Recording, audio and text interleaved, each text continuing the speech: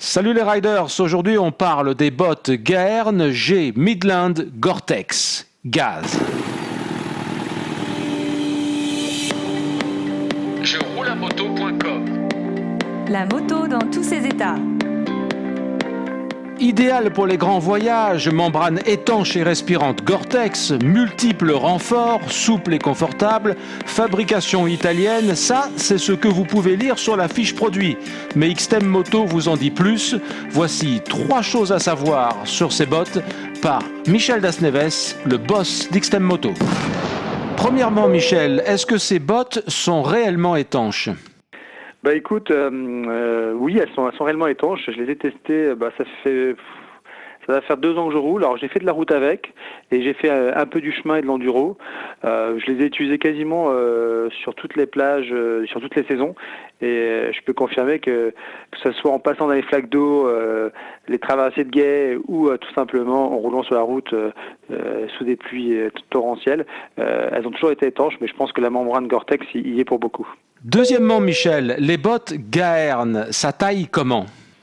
Bah écoute, Gaerne, ça taille plutôt petit. En fait, c'est italien. Et moi, j'ai tendance toujours chez eux à prendre une taille au-dessus. Et en plus, la particularité des Midland, c'est qu'elles sont un peu étroites au niveau de l'avant du pied.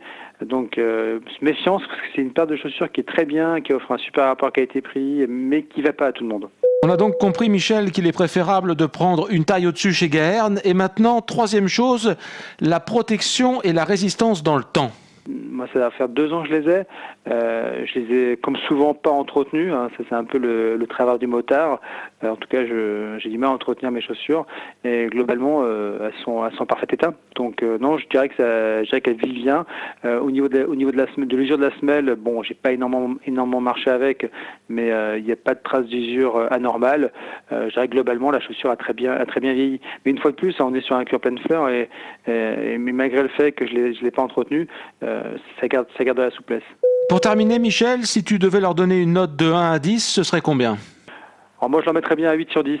Qu'est-ce qui me ferait pas mettre 10 sur 10 déjà, le fait qu'elles soient un petit peu étroites et donc qu'elles n'aillent pas sur tous les pieds, ça c'est une première chose. Au niveau du renfort, ça reste des bottes trail, donc faut pas imaginer à y faire du cross avec. Mais c'est pas leur orientation. Et je dirais que le dernier point, c'est qu'elles sont au départ, quand elles sont neuves, un petit peu rigides. Après, elles se font et elles deviennent très agréables. Mais bon, après, une fois de plus, ce sont des bottes trail, quoi. C'est pas des bottes faites pour marcher, hein. Mais elles vont s'assouplir au fur et à mesure. Donc voilà, mais 8 sur 10, ça me paraît être une note tout à fait justifiée. Merci d'avoir écouté ce podcast. N'oubliez pas de vous abonner à notre chaîne YouTube et à la semaine prochaine pour 3 choses à savoir sur un autre produit 100% moto.